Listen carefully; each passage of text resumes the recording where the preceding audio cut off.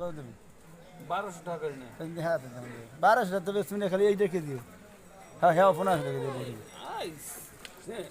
কত কেজি কত? KG 28 KG 28 ঘরে। বেতন কত দিয়া? যদি এই যে ইন্ডিয়া ইলিশ মাছ সাপ্লাই দেওয়া বন্ধ করছে এই হিসেবে আমাদের দেশে ইলিশের দাম কমা উচিত না? একবারে 1600 একবারে 1600 চালে ঠিক। 1350 টাকা করে দিবেন। হ্যাঁ হইছে ভাই হ্যাঁ? হইছে পাইছি।